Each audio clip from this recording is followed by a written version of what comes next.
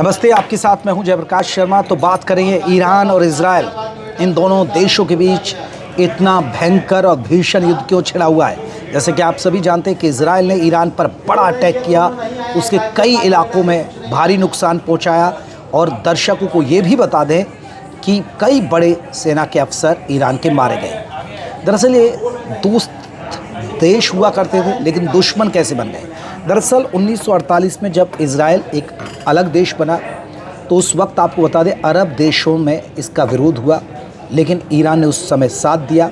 और ईरान ने उस समय साथ दिया तो आपको बता दें कि इजराइल को एक देश के तौर पर मान्यता मिली। लेकिन 1970 के बाद दोनों के बीच बेहतर रिश्ते थे। 1970 के बाद चीज़ें बदलने लगी। दरअसल 1979 तक ईरान और इजराइल एक दूसरे के अच्छे संबंध हुआ करते थे। फिर उसके बाद बिगड़े हालात क्यों? दरअसल ईरान को लगने लगा कि जो फ़िलिस्तीन पर अवैध तरीके से इजराइल ने कब्ज़ा किया हुआ है, क्योंकि ईरान के अंदर मुस्लिम कंट्री है, शिया मुस्लिम कंट्री है, जबकि इजराइल की बात करें, इजराइल यहूदी कंट्री है। तो ये एक सबसे बड़ी लड़ाई है, दो धार्मिक लड़ाई भी आप कह सकते हैं। तो पहली लड़ाई तो तभी से छिड़ी हुई है, और क्योंकि ईरान को लगता है कि इजराइल ने फ़िलिस्तीन पर अवैध तरीके से कब्ज़ा किया हुआ है और एक वजूद की लड़ाई के लिए ये जंग चल रही है।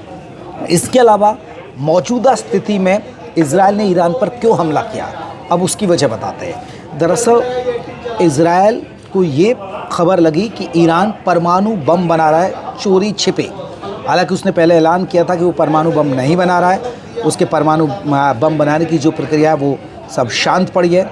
लेकिन उससे ये खबर मिली इजराइल को कि वो चोरी छिपे परमाणु बम बना रहा है। इसके बाद इजराइल ने उस पर अटैक करने शुरू कर दिए, क्योंकि इजराइल को लगता है कि अगर ईरान ने परमाणु बम बना लिए तो वो उस पर भविष्य में हमला कर सकता है। तो ये है दो दोस्तों की कहानी, आखिर अब कैसे जंग में तब्दील हो गई।